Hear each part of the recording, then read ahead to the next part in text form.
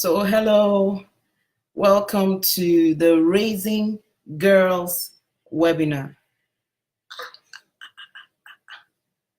I'm finally excited to be online today, and I'm happy to welcome everyone. So, please, as you come in, drop a comment. Let me know if you can hear me. Hi. So, we're going to, hello, Adobe. You're the first person to join. Oh, round of applause. Welcome, Adobe. Welcome, Vivian. Hey, sis. Welcome, Auntie Z. Excited to have you here. Welcome, Catherine. Tonight is going to be awesome. Oh. I'm so excited to be. Hey, thank you for all the love, Auntie Z. Thank you so much. Thank you. Woo! The peer energy is already here. Thank you so much for joining us tonight. So I'm just going to wait for the next 3-5 minutes for us to be up to 10 so that we can get going. So you can hear me clearly, right? And the screen is okay, right? Hey, thanks so much, Z. Thank you. Thank you so much. So finally we get to do this. Auntie Adobe, thank you. We finally get to do this from when we started planning for March 8th and it didn't work. I'm so excited that we're going to finally put this together, have this conversation, brainstorm, share ideas, and essentially grow together. So I'm just holding out until we are up to 10 of us. Right now we have 4 of us. And so we take it from there. I'm super excited. So let me just leave a notice somewhere that we're live. Okay. As more people come in, thank you so much for making the time to be here. Welcome, Auntie Ngozi. Hey, it's a privilege to have you here, ma. Thank you so much for joining us today. Thank you so very much. Thank you. So I can see people are still requesting to join the group, so let me just be adding them right now while we're waiting for our numbers to be up to 10. All right, so all right. Okay, so I think I've already done that. So welcome, Haiti. Welcome, Haiti. Welcome, Haiti. So yes, you can continue to share with your friends. You can start a watch party so that more people can join us and watch with us. The more the merrier. I like to say that friends who learn together grow together, right? So let's get our friends to come in to the group so we can do this together. So I think I should start a watch party. I don't know how that works, but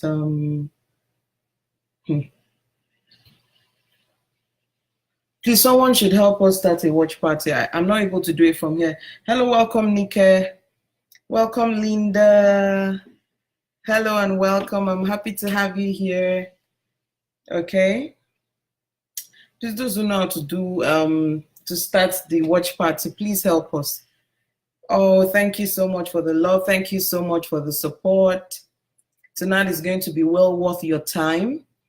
We'll start in exactly by 2 minutes past 4. Sorry, past 9. Okay, so that we can get this done with. We're moms.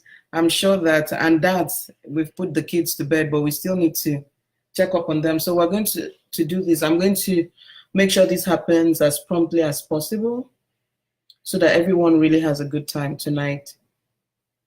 So at exactly 4:02, I'm going online. I'm going to start the sessions. Welcome, Mimi. Welcome, Maria. Let me know if you can hear me. Let me know if the screen is clear enough for you and all of that. And we'll just take it from there. I'm super excited to be online today to finally host the Raising Girls webinar. It's been in my heart to do this for a really long time. And March just gave us the opportunity to celebrate women and talk about raising girls, being mothers, and everything in between. So welcome, Auntie Tochi. Thank you so much for keeping the time to be here today. Welcome, Auntie Omosefe. Thank you. You're all welcome to the Raising Girls webinar. We're going to start in like 30 seconds. We're going to start in like 30 seconds and all. At any point, if you can't hear me, please let me know so that I can speak up and get everyone, make sure everyone is carried along and following whatever it is I'm saying.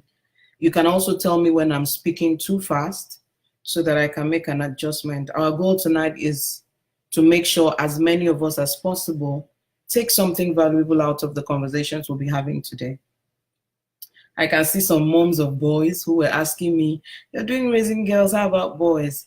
I think the bottom line for what we're talking about today is primarily motherhood, essentially. How are we carrying out our responsibilities? What are we doing? And how does that affect the girl child in the long run?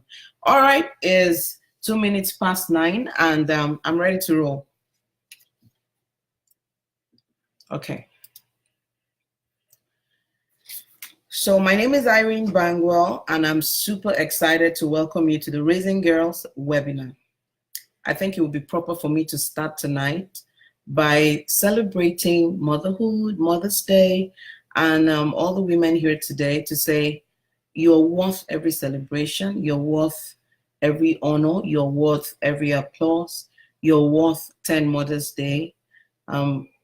You're the reason that there is humanity. So I really like to take the time now to say Happy Mother's Day to all the amazing women in this group this evening who strive daily to give their families the very best of themselves.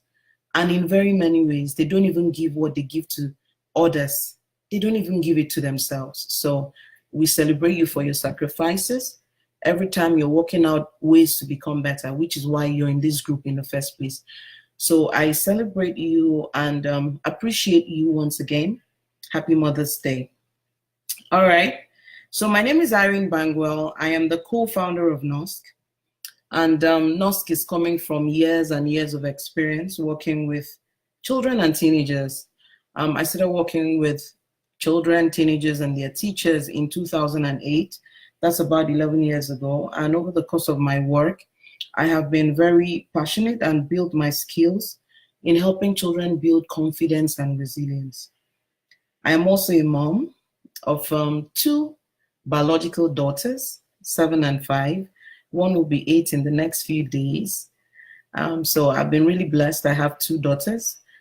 But in the course of being a parent, I've also raised 4 foster kids, 2 boys and 2 girls. First, I had a group of 2 boys, and now I currently have a group of 2 girls.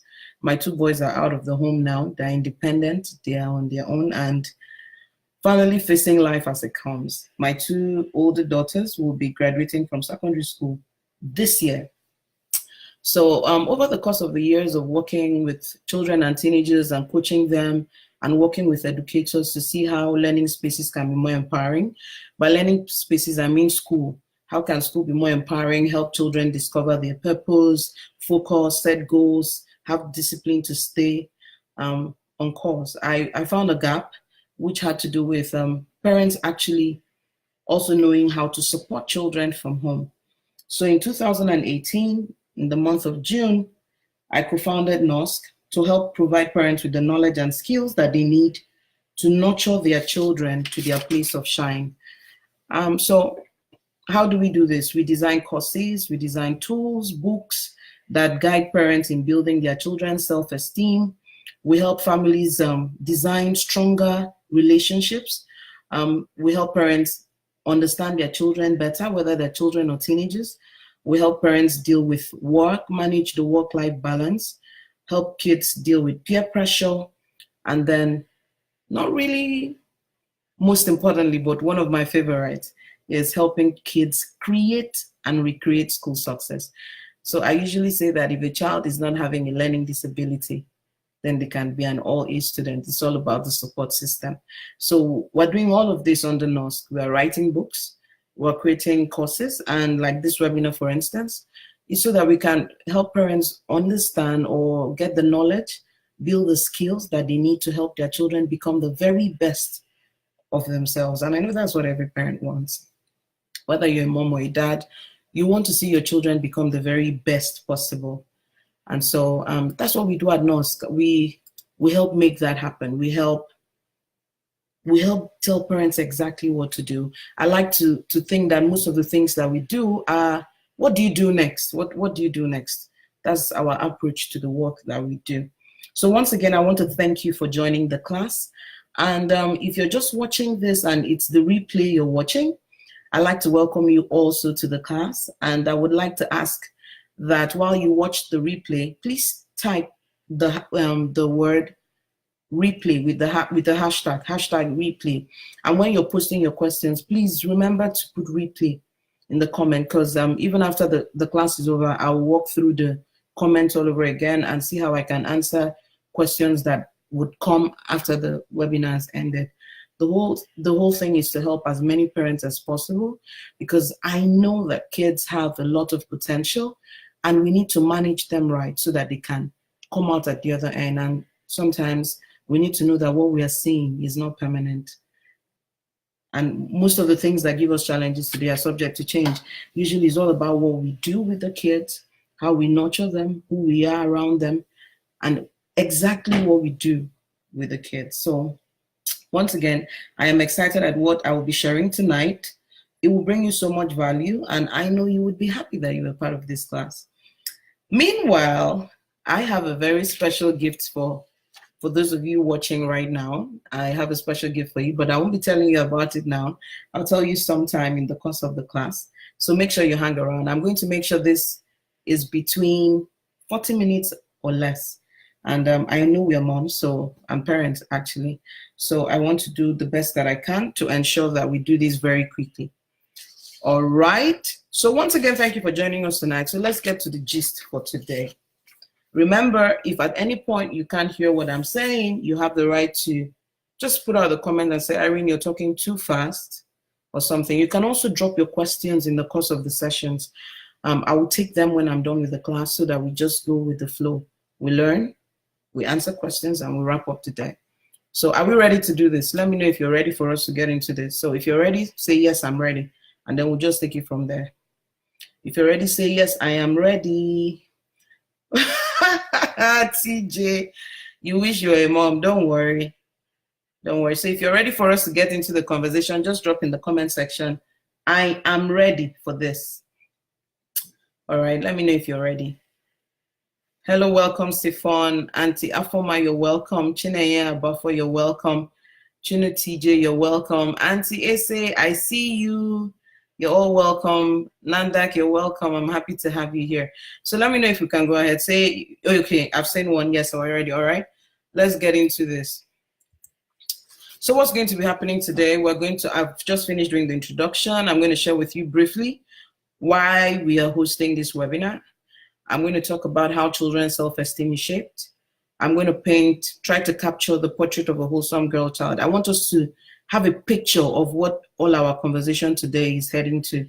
And then I'm going to show you some of the things that we believe as parents and how they affect our children's esteem. Interestingly, you would see that this would apply for boys just as much as it would apply for girls. So listen with an open mind. And like I promised, I'm going to give you some tools for equipping the girl child. And I will see how we can answer some typical everyday questions that relate to raising girls. So why am I hosting this webinar? First, I really want us as parents to sit back and see how children's self-esteem is shaped.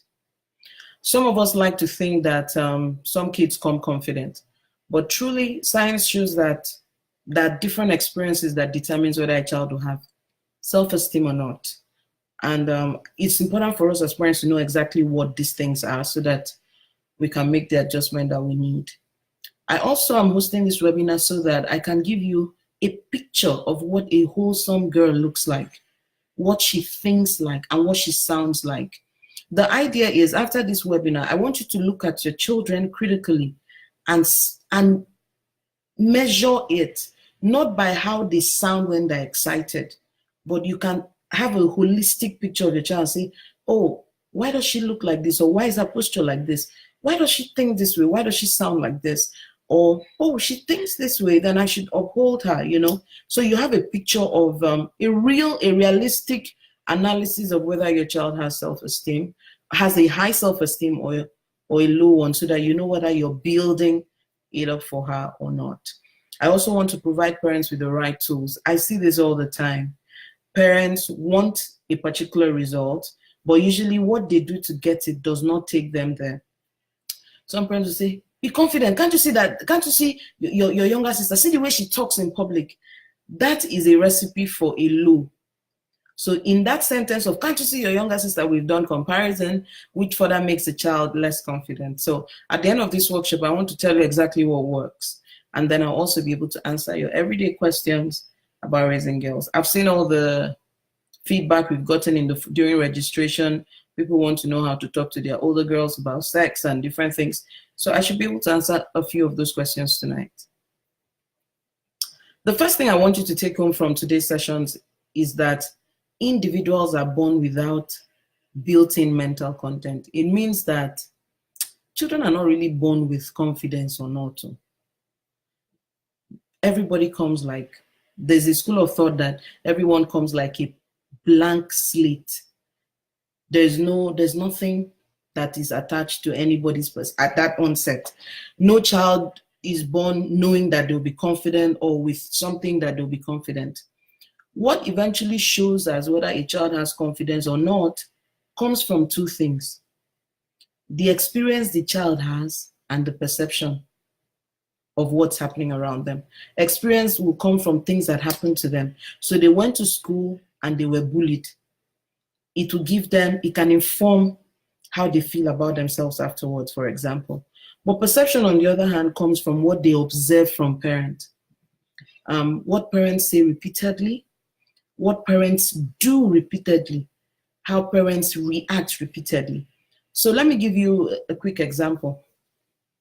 Some of us grew up in homes where every time they said money is hard, money is hard, money is hard, money is hard. And yeah, it seemed to be true because there were many things that you couldn't afford to have. But do you know that now that you're an adult, every time, if you're not careful, every time somebody brings up the idea of, let's do this business, money will come, your brain has a response that money is hard to make. And because your brain has that automatic response that money is hard to make, you're most likely to shut down wealth creation opportunities than someone who grew up in a home where the parents say, all we need to do is solve people's problems, money will come. So they know that money is not hard, but what you do determines whether money will come.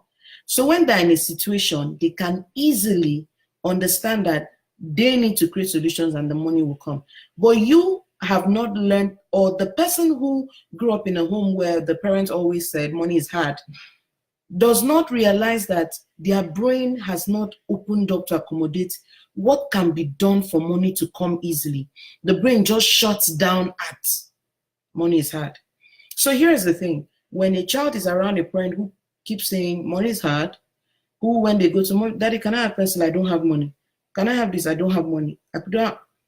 It informs their notion about their experiences. It informs what they expect. It informs what they do. It informs what they say to friends, what they say to themselves. When a thought comes, Kai, I would like to have ice cream, they would say, well, we don't have money. This is also the exact same way self-esteem is built. How parents place themselves. I'm so happy a lot of mothers are here. One of the key reasons why I'm very particular about mothers is because for now, we are the ones that spend the most time with our children. So what we believe of ourselves is how we approach our motherhood roles. And without knowing it, we are communicating to our children. So let's say, for instance, I'm a woman who feels that women are the disadvantage, right? Or things that life is always difficult for women.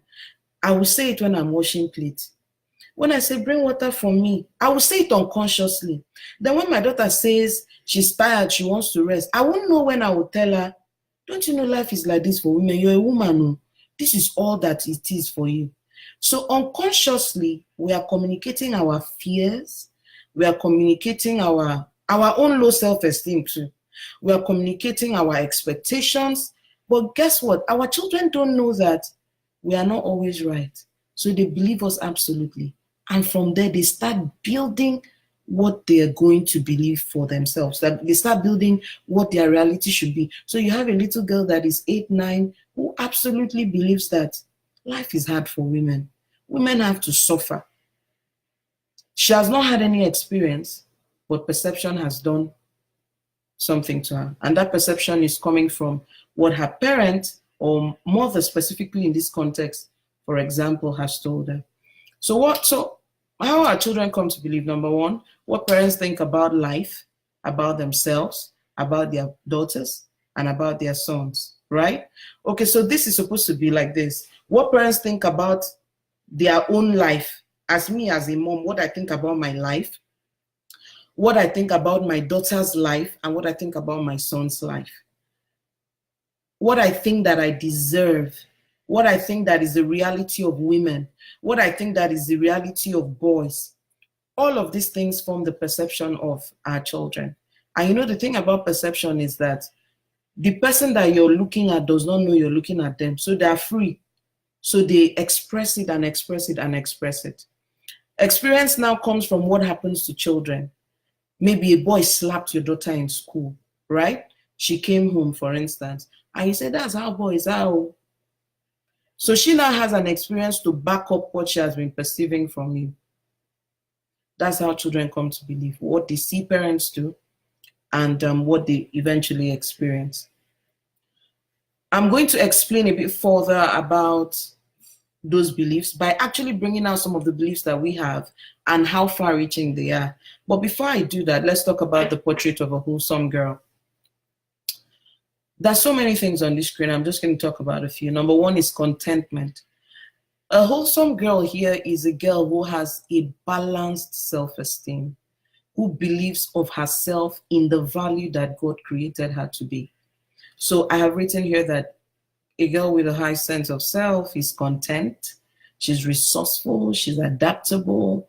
She takes good care of herself. She's disciplined. She's unique. She's thoughtful. She's relational. She's a thinking box. And she's fearlessly authentic. But I want to talk just about 3 of them, which is being content, being adaptable, and being a thinking box. The first thing about girls with high self-esteem, and if you're listening to me today, you would know yourself. If you're a woman who has a very high sense of self, you would know yourself. You would know how you usually respond, and it will help you, right?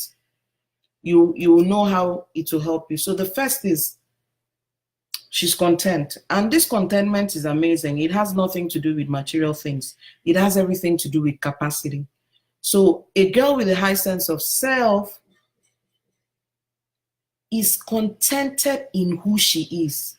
She's contented in her talent, her potential, her strength, what she's capable of. But then she's also content with what she is not.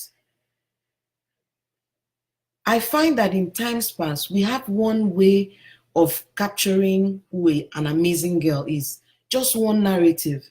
And there are different kinds of beautiful. It doesn't have to be one kind, right?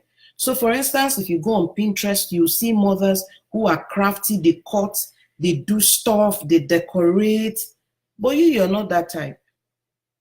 It doesn't mean that you're less of a mom than those moms that are, I don't want to use the word crafty, right? Who are hands-on. You don't need to be hands-on to be a great mom, right? In the same way, your girl child should be in a position where they're content with what they can do and what they can't do. That means they're not trying to be another person.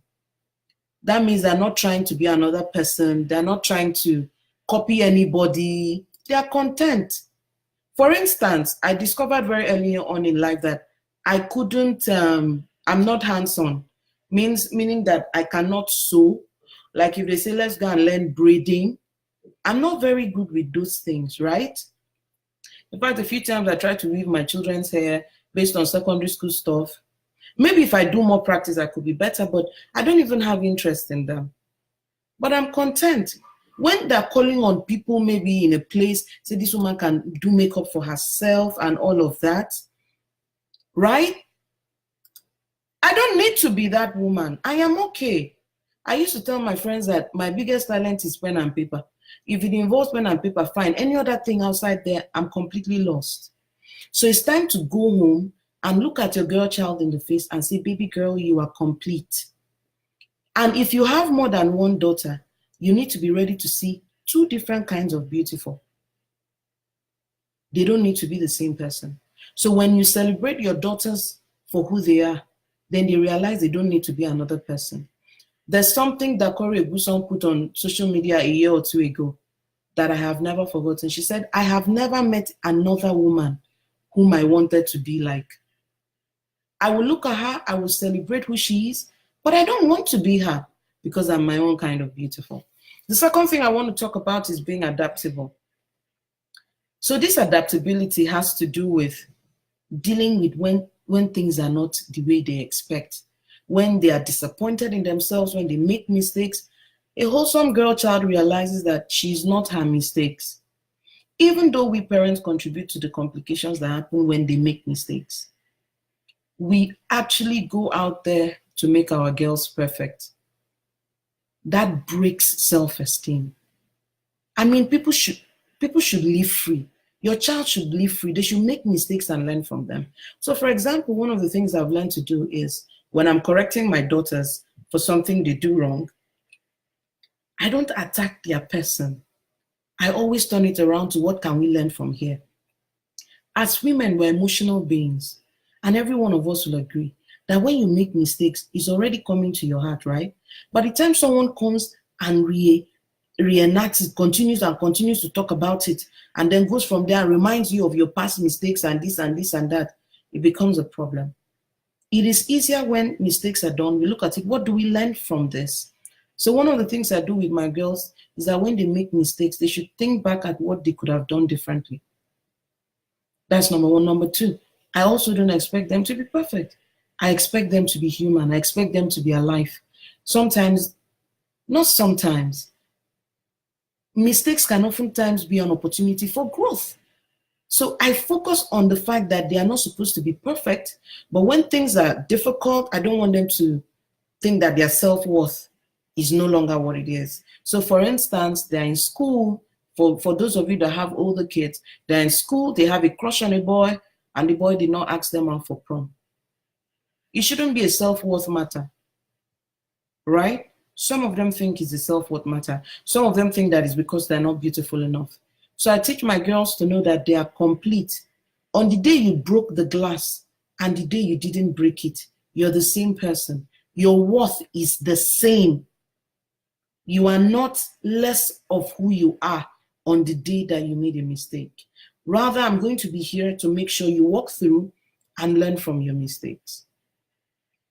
The third thing I need parents and mothers and fathers online today to have in mind is that a girl with a healthy self-esteem is a thinking box, right? She's a thinking box.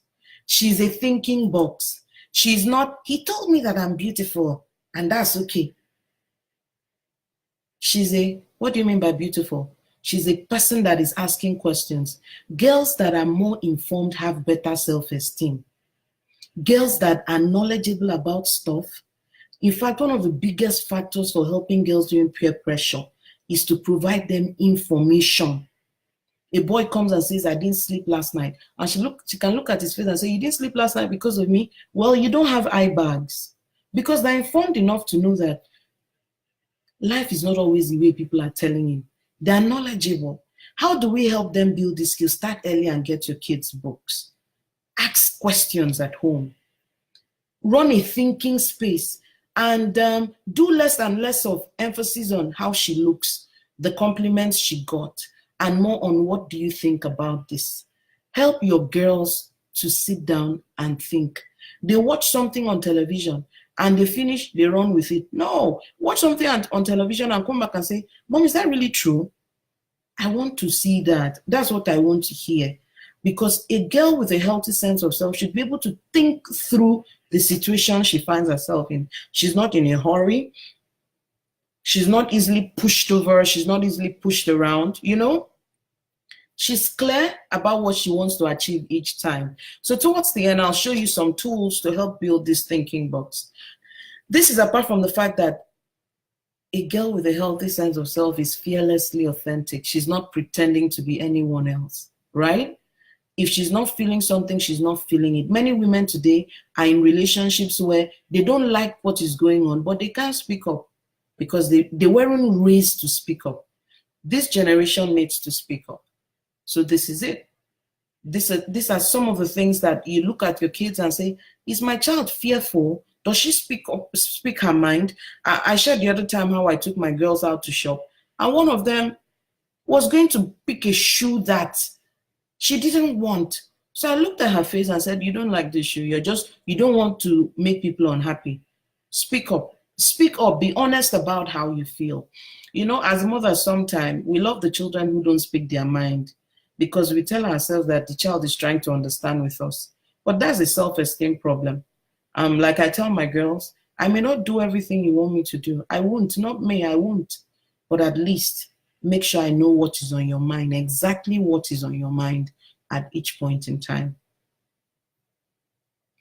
So this is where it really gets plain for me. I started out by talking to us about how children come about beliefs, how what parents believe affects the kids, what parents even believe about themselves as parents affects the kids, what parents now believe of girls affects the kids, what parents believe of boys affects the kids. So here I'm going to just bring about 2 limiting beliefs that parents have that usually rubs off the wrong way on the kids.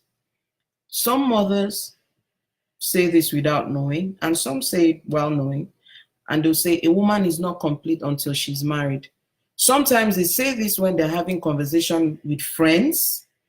They say this when they're referring to a sister in church. They say this when they're referring to in-laws. And your daughter is breaking apart just hearing that a woman is not complete until she's married. So what kind of belief should we replace what should we replace this limiting belief with? I wrote here, a great woman can be destroyed by the choice of the person she marries.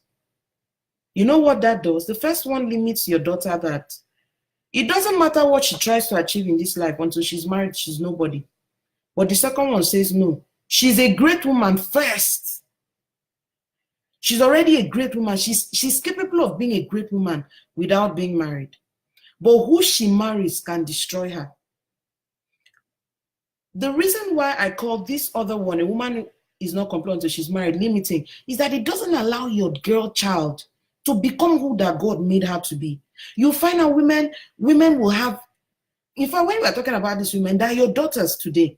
They will have ambition, and somebody will tell them, when you pursue that kind of thing, no man will marry you. So you find out that a girl with ideas, with potential, with an assignment on her life from God will drop it so that a man will be comfortable. Then she will come into Facebook groups and be asking, what do you do when your husband is intimidated? And the question I used to ask, how did he become your husband?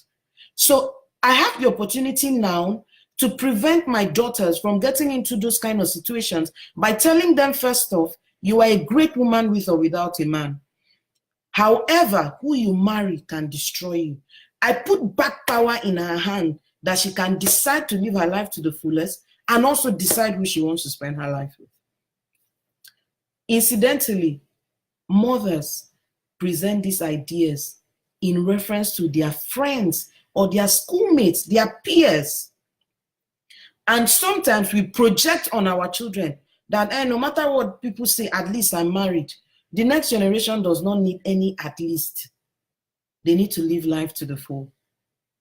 The second is a woman must continually sacrifice for her family. I mean, I could dedicate a whole master class to that limiting belief. Who says a woman must sacrifice continually for her family? We must raise a generation where everybody realizes that all members of a family should serve one another. Mothers and girls must be proactive about caring for themselves too. So your mother used to suffer for the family.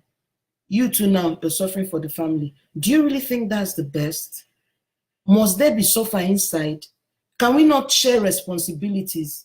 Can we not be empathetic towards each other? Can mommy not come back home today and the children say, mommy, you look tired, go and have a bath and sleep, we'll take care of ourselves? Can we not raise that kind of generation? Can we not raise boys who will come home from work and say, baby, are you just coming back from work too? Let's go and eat out and sleep. Let us rest. Or let me fix dinner. We are mothers. We are creating the next generation. Let the lack of empathy stop with us. Let the hardship end with us. Because I realize that motherhood overwhelm is a parenting problem. If we want to change this world, this Africa, in the next generation, all we need to do is raise boys and girls who think differently about people's responsibilities at home. And they will build from there. Many people today in this, our reality, are not suffering the overwhelm that our parents suffered because they managed to interrupt the entire cycle. You can do that today. But for starters, stop telling your daughters that they must sacrifice for their family. They are equally important too. What about what mothers believe about their girls? Mothers always say you have to look beautiful.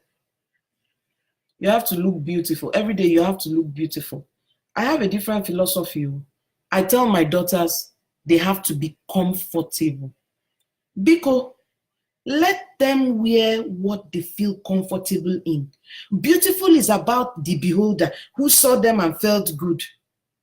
Even if the Spanx, they cannot breathe inside it. I want comfortable. And comfortable has a balance to it. There's a way your daughters want to look. Then there's a way they want to feel. So comfortable does the two.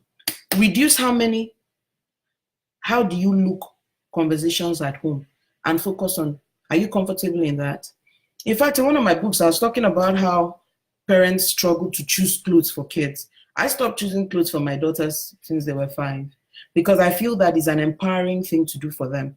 So when they want to pick out clothes for church, we have different questions we ask, and beautiful is not one of it. We ask, is it clean?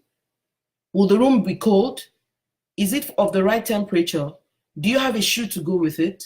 Is your pantyhose that will go with it clean enough? Did you pick it out a day before? I tell them, if you don't pick up your clothes, pick out what you're wearing tomorrow, the day before, I will pick anything for you to wear. And because I want to give you the liberty to make an informed decision about what you wear, pick out your clothes the night before.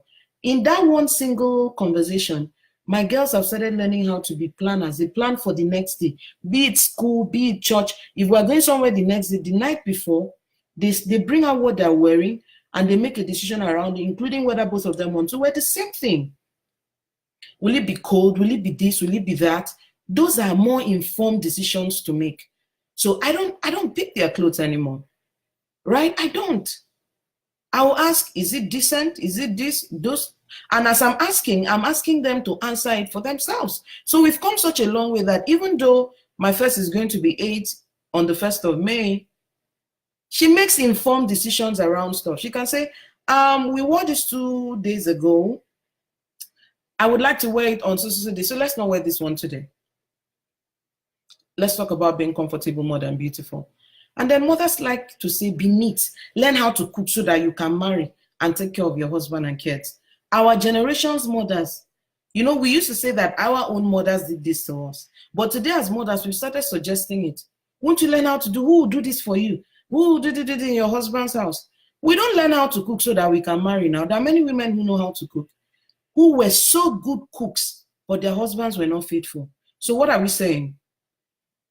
What are we saying now? Are we passing on that same legacy to our children? Mba. So I tell my girls, learn how to cook so that you can eat right and to your taste. Clean up so that you live healthy and honor your body in the process. Let me give you this trick. We need to raise girls who price themselves, who have dignity. Self-esteem is self-dignity. They give themselves dignity. They're not cooking so that somebody will help them or do them a favor and marry them. Let them do the things for themselves first. And from the abundance of taking care of themselves, they can care for any other person. The Bible even says that you should love your neighbor as much as you love yourself. So bottom line, prepare your daughter for life and not marriage. Marriage is a part of life. But then there is more to life than marriage. Prepare your daughters for the whole journey, not just marriage alone. If not, when marriage doesn't work, they get stuck. We don't pray for their marriages not to work, but at the same time, we don't want their lives to stop when marriages don't function like they should. And then finally, this one is the bomb. What mothers believe about their sons and their brothers. I really qualify these brothers because you may be a mom of daughters like me today and say, well, I don't have sons, but you have brothers. You know what you indulge your brothers to do. Your children are watching you. When they bring your in-laws matter to the house and you're discussing about your sister-in-law being rude, and you say, a strong man controls a woman. Unfortunately, in that point, you're talking about his wife, but your daughter is hearing that a strong man will control her. Here's the switch. Control is a negative word. A strong man inspires a woman through his leadership and example. You don't need to agree with me. It may not be our everyday reality today with every man that is in our lives, but we can create it for the next generation. Let's teach boys to lead, be examples, and then respecting them will be easy. Wouldn't that be nicer? If all of us in this generation can experience it, we can at least create it for our daughters. We can at least design a better life for them. And then we would usually say boys will always be boys. They have sexual urges that drive them to sleep around. A good woman will tolerate him. So you have an uncle, a brother who is cheating on his wife, and you don't think she has a right to walk away. Your daughters are hearing you. I think differently. No man is strong unless he conquers his own body and urges. Men who sleep around are the very epitome of easily conquered, easily distracted, troubles going somewhere to happen. And a woman who walks away honors herself. Can you see how different things we believe influences what we say in front of our children? When I was telling you about how children's self-esteem, where it comes from, they hear you how you refer to what your neighbor deserves and what your neighbor doesn't deserve, what your sister-in-law deserves and what your sister-in-law doesn't deserve, what you yourself deserve and what you don't deserve. And all of that frames what your daughters come to believe. So are you enjoying this? Are you getting value out of this? If you're getting value out of this, please just post it out there that I'm getting a lot of value. It's worth my time. Let me just know that you're here so we can keep the ball rolling. Right? Let me know that you're getting value out of the experience. Please let me know. Let me know. Yes, I really like the emphasis that a woman who walks away honors herself. If we didn't have the courage to live this reality, we should at least raise girls with that courage.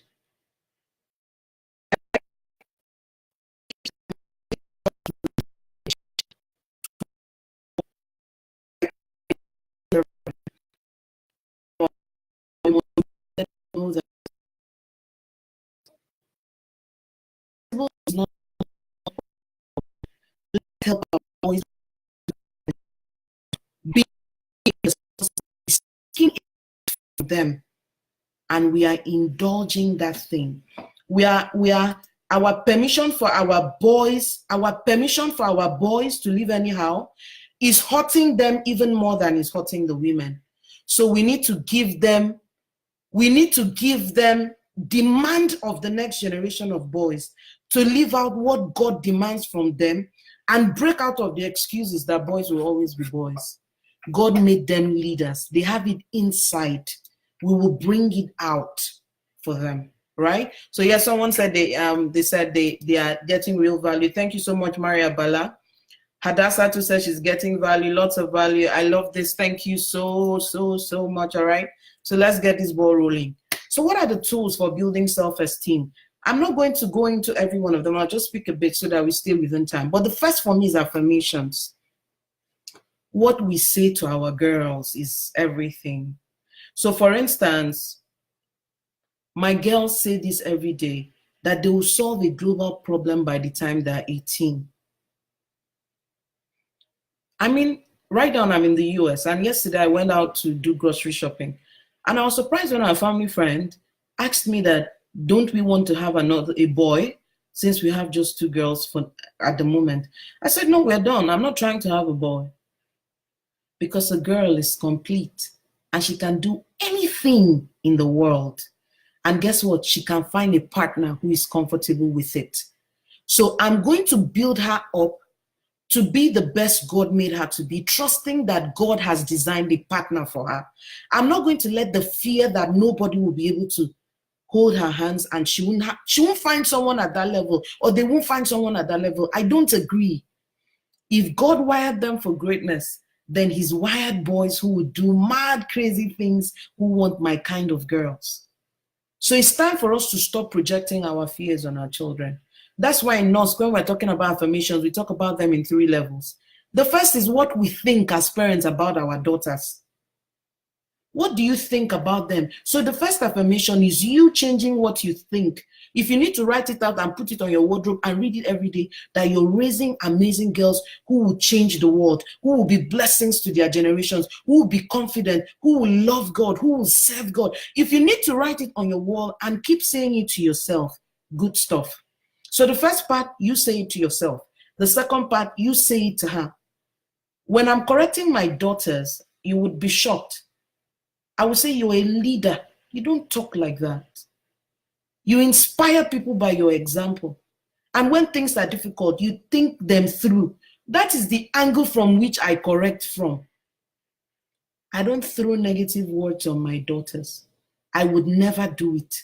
When they're facing difficulty and we talk about it, we put it in their affirmation, which brings me to the third. So they have their own affirmation that they read out every day. One day, one of them came home and said, this class is so hard for me. I said, no, baby, learning is easy for you. We put it in the affirmation, say it every day and take it from there. I talked about growing her knowledge base. You need to buy books for your girls, perhaps more books than clothes. Expand how your children think. Expand the world around them. And have real conversations with your kids. I was telling someone the other day, my first daughter will be 8. She has never heard me gossip about another person. So because we're always talking about what book did you read, what I found out, what I learned, mom is taking a course, mom is teaching something. We're growing our knowledge base, and then we fool around. We fool around, we make fun, we play, because there has to be a balance to these things. The next thing is give her voice. I'm trying to make a decision at home. I ask my girls for their opinion. Sometimes I'll deliberately say, wow, I feel stuck with this. I don't know what to do. And 2 of them will start brainstorming. Do you want to do this? And I'll say, well, that doesn't help us do this. And we think through things together. Give her a voice so that when she goes to class, she can talk and air her views. And when boys try to shut her down, it will be strange to her because she can't understand why they can talk and she can't. And then I like this one. I really had to underline it. Hold periodic vision board parties with your girls. Where do you want to go to? Who do you want to be? One of my girls says she wants to go to school in China. She watched a cartoon of Sophia the First and China. My man, I say, you have no idea what you're saying, but I cannot retrieve it. She sees the world beyond where she is. And for the fathers in the house, let your daughter see a model of wholesome manhood from you by the way you treat their mom, by the way you answer their mom, by the way you respond to her. And then take your girls on a date. Make them feel so special that masculine attention makes no significant difference. I've seen older girls today of our ages as mothers that are so confident, and they reference their fathers, the role their fathers played in their lives. And it goes a long way. Teach her decision making. Before you tell her, don't sleep with a man, open or close your leg, unnecessary route. If she has a vision board of who she wants to become, then she will know how to think, what choices she will make that will take her out of that vision board. Again, the vision board, you didn't create it for her. She created it for herself. So teach her how to make decisions. Like for my girls, I tell them, what are we trying to achieve? What are all the alternatives that will help us achieve this thing we're trying to achieve? Which one works best? We do problem solving all the time. And while we are using it to know which shoe to wear today, what food to eat, which bag to carry, we are giving them a template for how to make decisions. And I teach them that you cannot make decisions without asking questions. So before you make any decision, ask a question. Your boy says, come out and hang out with me tonight. For how long? Will your parents be home? Are they okay with me coming? Do you feel the idea? It takes a level of confidence for kids, for a girl or a boy to own how they make their decisions. So even for me, I know I even need parents to get this. If you're always telling them what to do, there's wahala. It will always flip. When they're in a situation, they will wait for friends to tell them everything instead of just thinking through their own decisions. But here's where I am at the moment. This is where I'm going to stop tonight. I think I've overshot a little bit, but I really, really had a good time. What have I said today? Our children are picking self-esteem, not necessarily from 10 steps to building self-esteem, but they're picking from what mommy believes, what daddy believes, what mommy thinks, what daddy thinks, what mommy says, what daddy says, how mommy acts, how daddy acts. They see how you treat a girl, how you treat a boy, what is acceptable, what is okay, what is not okay. You know, all of those things play a major, major role. So before you would, maybe you came for the class thinking that, okay, give me 10 steps to building self-esteem. Give me 10 steps to building self-esteem. Mba. You can be teaching your child self-esteem and modeling low self-esteem steadily. You'll be modeling it in a way that even you cannot believe that if somebody showed you the back end of the impact of your actions, you won't believe that you're the one creating it and canceling it. You're creating it and canceling it. I saw someone here talk about chores at home. That one, I don't even want to go there. If you're a mom in this group and you still have a chores that is for boys and a chores is for girls, then it means you've not even started helping your girls build self-esteem, because you need to run a home that is gender blind though. Washing plate, cooking is for everybody. Share the work, run a rota, teach children responsibility. One of the things I would really like to say that is that parents need to know that chores are designed to build a child's thinking and responsibility. So there's a generation that ended up giving girls the main work and didn't give the boys. And so you have many homes today, women are the ones making leadership decision, financial decision, and I can tell you, it's the parents that crippled the boys. So if you're in this group, then you need to run gender blind homes where anybody can do anything, because the skill building is important for everyone. So right now, I'm sure you've had a good time. I've shown you the portrait of the wholesome girl child. She needs to be content in who she is. She doesn't need to try to be someone else, because she's a complete package. She's a total experience. So she needs to explore who she is, discover her talents, her skills, gain the support and all of that. She needs to be adaptable even on low days. Her self-esteem needs to be intact, knowing that she's 100% regardless of what's happening around her. I've talked about the different limiting beliefs that we have, that we project on our children without knowing it. But not only did I bring out those limiting beliefs, I also showed us a switch. What do we replace them with? What are the empowering thinking we should replace them with? And I've showed us tools that we can use to build self-esteem. So maybe you're just watching this right now and you're seeing your ways, you're seeing yourself. You're seeing that, you know what? I'm not helping my children's self-esteem in the way I talk, even though I was talking about my in-law, even though I was talking about this, even though it wasn't related to them. I'm miscommunicating. My body language is not right. If you're in that place, I identify with you. And I understand that if you're in that place, then it means you're ready to make a U-turn.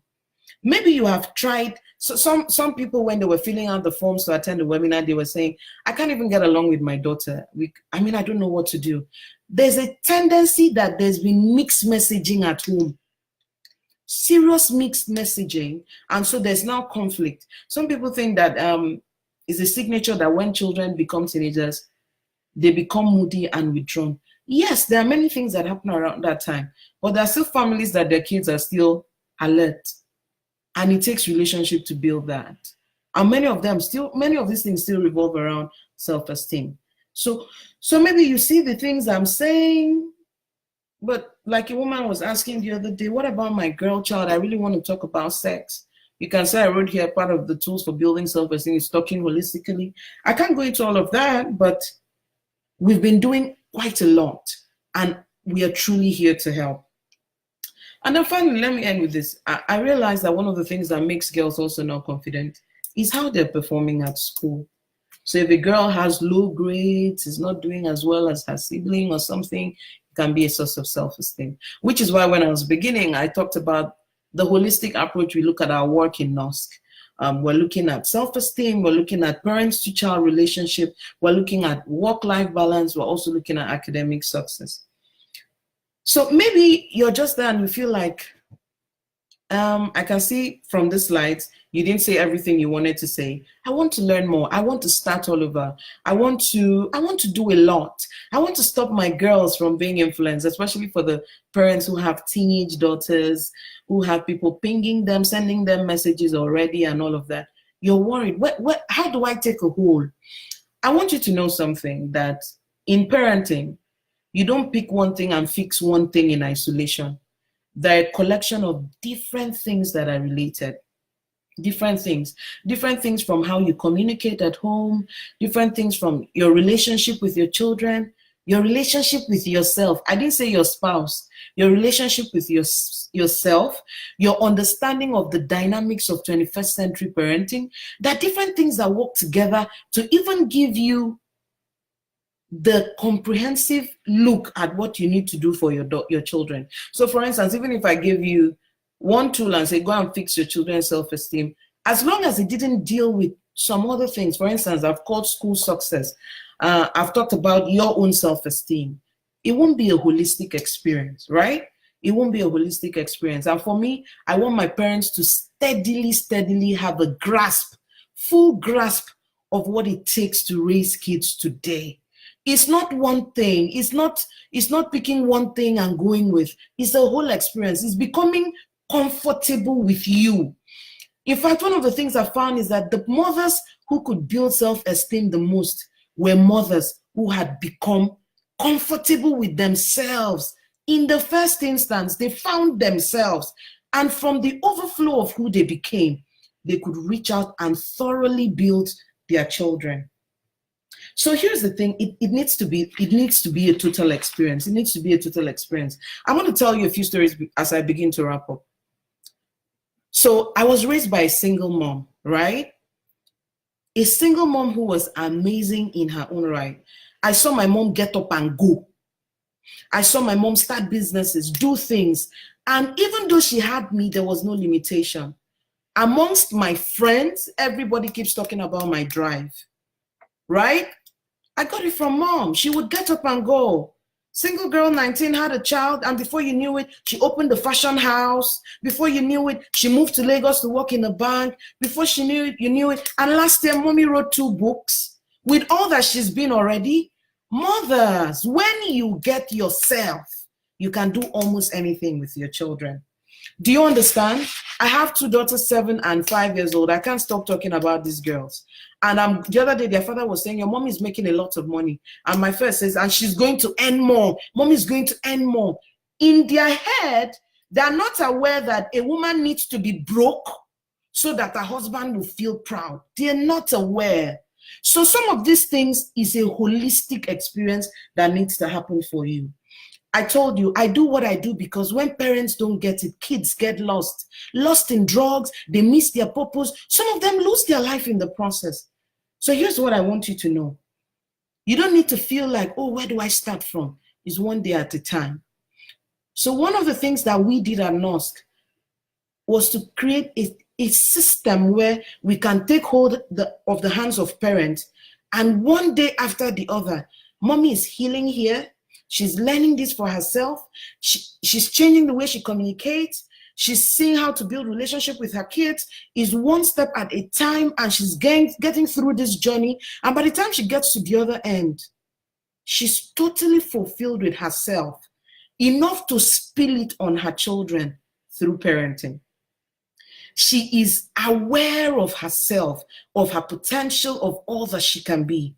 So that's what we did with NOSC. I brought you in here today to see that life is possible, and at least you should be able to communicate that to your children. You shouldn't let fear hold you back You shouldn't, I mean, you should explore saying, you know what, I want to give my kids the best.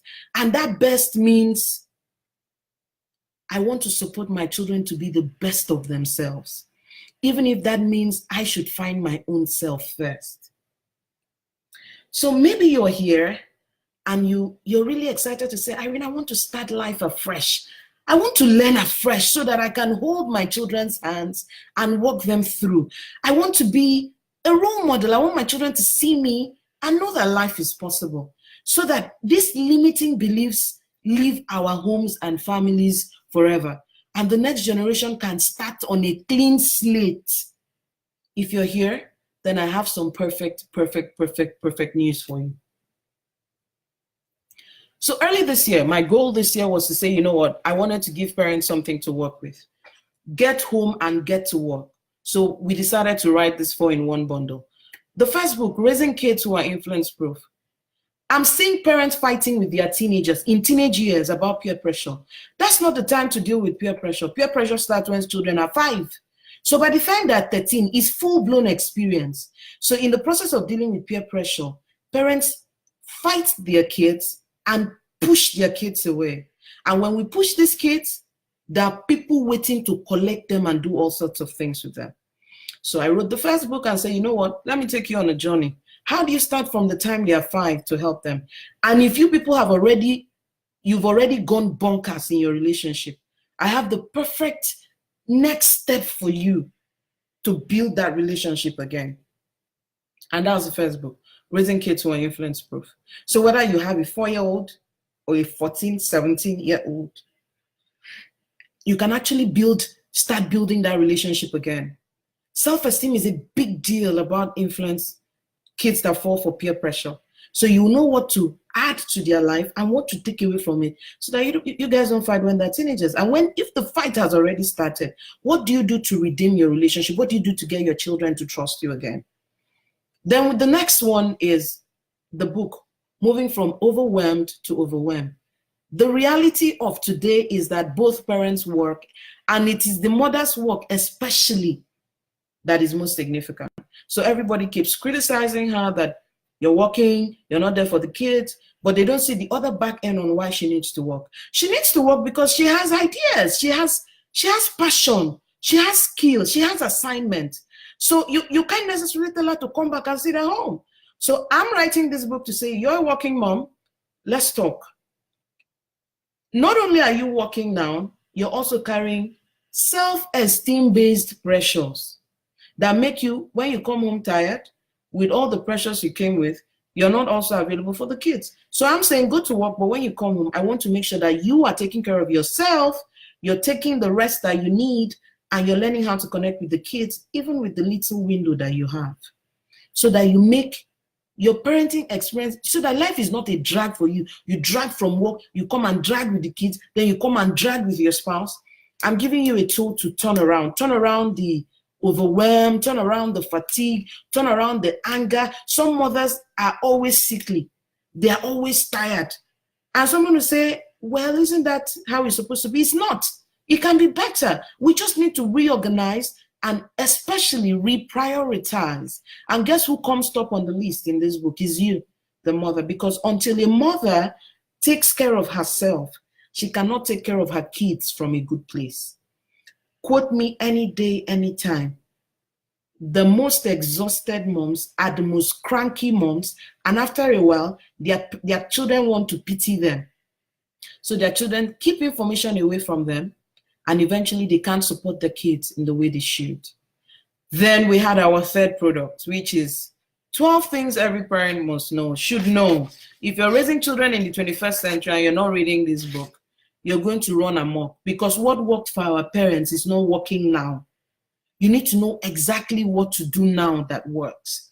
12 things, going from talking about sex to social media to mental health to different things, all packed in here. How is discipline for the 21st century? How do I connect with my kids? They're not hearing me. My mom used to do it this way, but now I'm doing it this way. I'm not getting the right outcomes. And then we finally pieced it together with Back to School Success Kit. I have been an educator for 10 years. I know the school system at the back of my palms. And I know that unless a child has a learning disability, they are capable of having the best of grades. So in this book, I actually show parents not just how for the kids to get their grades up, but how they can consistently recreate school success. Because I know school success is connected to their self-esteem and everything else. So here's the thing. We created these books because you can't pick one thing in parenting and run with. But you can create a system and say, you know what, Irene? In the next 3 months, I want to improve my knowledge base. I want to improve my experiences. I want my kids to have a better parent because I am better informed on these issues. So now I need you to do some small game for me. Remember I said I have something I'm going to be sharing with you at the end. I actually have a gift for about everyone who logged in tonight. So now I have a small question for you. So how do we do this one? All right. So tell me, how much do you think each of these books should be sold? I want to hear you now in the feed. How much do you think each of these books should be sold? Oh, I don't know. How much do you think each of these books should be sold? I need comments in the thread. Oh, I need comments in the thread. How much do you think this book should be sold? So that we wrap this quickly. I'm enjoying myself so much. I want to hang out with you longer, but I know you have to go to sleep as well. So tell me, how much do you think this book should be sold? Each of them. Okay. I'm coming to you, Auntie Ajuma. Very soon I'm coming to you, but tell me first, how much should these books be sold? How much should it be sold for each one of them? And if you've been following me on Facebook every day, don't answer for now. All right, tell me, how much do you think each of these books should be sold? Going? You don't even know if you had said something. Hey, thank you, Wendy. Thank you, Wendy. Wendy was one of those that was one of the people that reviewed Raising Kids who were influence proof. And I love her review. It was really exceptional. I loved it. So now I've given you people as mothers as we are. Hey, Victoria Adayo said 2,000. Ajuma said 2,000 for each of the books. Fantastic. Someone said 1,500 each. One said 2,005. So no, let's start with the hard copy for now. The hard copy for now. Let's just talk about the hard copy for now. So I like this idea. But considering that when it comes to parenting, you can't put a price on the value of any learning you get. See, when you trade, when you do business, when you go for a sales training, you sell products, company makes profit, right? You get a bonus, excellent. But your bonus will finish. Your bonus will finish. Even if it could afford you a vacation abroad, you're going to come back. But every investment you make in parenting, you're going to pass it on to your kids, to your grandchildren, and it's of eternal value. And nothing beats waking up. I see it in my mom's face when she looks at me. Nothing beats waking up and seeing your children right where God wants them to be. There is no investment in the world, right? That will be too much to make sure that I'm doing exactly what my kids need at this time, because so much is standing on it. Some of you have kids with, not some, every one of us, you have kids with divine destinies, and you don't want a simple mistake, a lack of ignorance. Oh, I didn't know it was supposed to be like that. And it gets in the way for that child. So here's what we're doing. Each book is going for 4,000 naira per book for the hard copies, paperback. Hard copies, paperback. And then 1,500 only per book, right? 1,500 only per book for ebooks, right? But guess what? Because you were here tonight, because you're going through this class right now, I'm going to do something that I'm doing because I'm passionate about getting these tools out there into the hands of parents. I'm passionate about reaching a lot more children than I could ever do directly as their coach. I want to see more parents explode with knowledge so that we save this generation. So for the next 48 hours, I can't extend it beyond 48 hours. I'm going to offer an amazing bundle. So first, I'm going to offer the 4 books as ebooks for 3,000 naira. What that means is, instead of 6,000, you pay 3,000 naira for the ebooks. The ebook bundle, 3,000 naira instead of 5,000 naira. The paperback, the hard copy, is launching on the 1st of May. But here's what I'm offering for tonight. If you order for 4 of them, you get to pay 2,500 each, but you have to order for it as a bundle for 10,000. But when you pay that 10,000, I'm going to also give you the ebooks for free. So 2 ways. You buy 4 ebooks for 3K. Between today and April 5th is 48 hours only. 3K, you get the 4 books. 3,000, you get the 4 books as ebooks. Then you pre-order the 4 books for 10,000 naira, and we will email you the 4 ebooks for free. That is super, super generous. That is super generous. That's why I can't even take it beyond 48 hours. It has to be from April 3rd to April 5th. So you buy ebooks, 4 of them for 3,000 instead of 5,000, and the hard copies that come out on May 1st for 10,000, and then you get the ebooks for free. But there's something else. I need you to see what value you're going to be saving. If you ordered for the books between today, April 3rd, and April 5th, tonight, for the people paying 10,000 naira for the 4 books, the actual value of the books at 4,000 is 16,000, and then 6,000 for ebooks, right? Okay, when you buy ebook value together, it's 5,000, right? So that's 21,000, but you're going to pay only 10,000 naira for it. If you're buying ebooks, instead of 5,000, you're going to pay 3,000 naira. So if you're buying the hard copies, you're saving 11K. If you're buying ebooks, you're going to save 2K, and that's like up to 48% discount. I can't do it for more than 2 days because every word in each of those books has been written conscientiously to give parents knowledge, to give parents skills, to help save a generation. So I know the value that is in this package. I know it like I know my name, right? I know it like I know my name. So I'm going to do this for only 2 days, from today to April 5th at midnight, right? But I have one more surprise for you. When I was writing the notes for this session, I was just pouring my heart into it.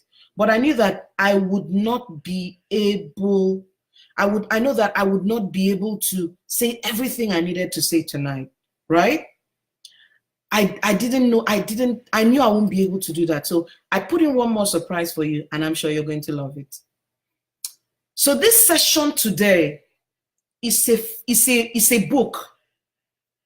Is our 5th work this year. We just pieced it out and gave you what we could because we needed you to sit up. Interestingly, the book is titled Raising Girls and the Boys Who Would Love Them. But this is going to be ebook only, and we're giving it to everyone that orders for this bundle between April 3rd and 5th. We're going to be giving it out for free. So what that means is, now we have our delivery date for ebooks April 6th, and then paperback dispatch begins on May 1st. So what you're getting is the 4-in-1 bundle plus Raising Girls. Isn't this amazing, right? You're going to have Raising Girls to yourself. You're going to have Raising Girls all to yourself. You will read it. It has, in fact, I shared about 5 or 6 limiting beliefs. The main book has 30 limiting beliefs for what mothers believe of themselves, what they believe of girls, what they believe of boys. It has all the chores, the sex, all of those things. You would read it and practice it and test it and review yourself. It's a comprehensive resource. So we're offering them together. So how do you pay for this? All right. The bank detail is on the screen, but I'm going to pin it now on the group, on the thread now. I'm going to pin bank details on the group now, right? Bank details for ordering, whether it's ebooks, which is 3K, or hard copies at 10K, all can be paid to GT Bank, Yep, GT Bank, Hands and Minds. The bank detail is actually on the screen, so you can copy it from there. But I've pasted it now and I've posted it in the comment, and I'm going to pin it, right? I'm going to pin this comment so you can order the ebooks or paper or hard copies and pay to the bank. But also you can also use a link. You can also pay online through Paystack. You can also pay online through Paystack. I'm going to paste the Paystack link right away. You can use the Paystack link right away. All right. So someone asked me that what if she had already pre-ordered 2 books? All you need to do is just top up the second 2 books, right? And you get this entire, you get this one, right? Right? So here's the thing, just make it snappy. But now if you're paying online, then it's smooth for you. At the moment you finish paying, you're going to get the link to complete your registration. But if you're paying by transfer, you will send me a WhatsApp. Please send me WhatsApp only, and send me WhatsApp, and then I'll send you a link to complete your registration. That registration will tell us where and how we should either ship your books to or email it to you. So you really have to get to us when you finish paying so that we can send you order completion details, right? Right? You get the idea? So this should be pretty easy. So remember what you're paying for is you're paying for the NOSC 4-in-1 bundle. You're paying for the NOSC 4-in-1 bundle, but you're also getting a free book, Raising Girls and the Boys Who Would Love Them. I'm in love with this book because in this book, I pour my mind about redefining motherhood. What is really motherhood? How can we save the next generation of girls from the torture and hardship that we hold so much prestige to? Can life be different? Can we have responsibilities but still feel fulfilled? Not those fulfilled that we say, I suffer but I'm fulfilled. I mean the real deal, the real kind of fulfilled. That's what we're talking about. So I've pinned all the links and all of that. You can pay to GT Bank if you like. If you don't like paying online, it's okay. So just pay to GT Bank, Hands and Minds, 0118-692-088. So what are you paying? For ebooks, you're paying 3,000. For paperback, you're paying 10,000. And this window is open from April 3rd to April 25th. From April 3rd to April, sorry, did I say April 25th? No, from April 3rd to April 5th. Only 48 hours. I can't afford to do this outside of 48 hours. But I'm so excited. I'm sure you are going to get a lot of value from this. So you can pay by Paystack or two. I've also pinned the link on the thread and all of that. So this is what you're paying for. 4-in-1 bundle, but you get Raising Girls absolutely free, which is the comprehensive content of this webinar, the entire conversations we've had, and even so much more. Like, it's like a workbook for redefining motherhood in the 21st century. I'm so excited to do this. So at this point, I'm ready to answer questions. So I'm going to flip through the group now to make sure that I captured the questions that have been asked. Hey, some people are still joining. I'm excited to see you. So you get to catch the replay and all, right? Make sure you catch the replay, all right? Okay, so Patricia is asking, do we pay separately for the delivery of the hard copies? Because of how much I love you, right? Is shipping inclusive? You're not paying for delivery. So the books get to come to you, but they come to your city. So we'll give you a contact person to go and pick up the books in your city. However, yeah, that's it, in your city. So you don't get to pay for shipping. Shipping is already included. Thank you so much. I'm so happy you had value for this. So Evelyn asked, what if I've already pre-ordered 2 hard copies? I'm excited to hear that.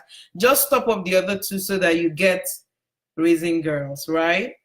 Meanwhile, Raising Girls comes out on May 1st as well with the other books, right? Raising Girls comes out on May 1st.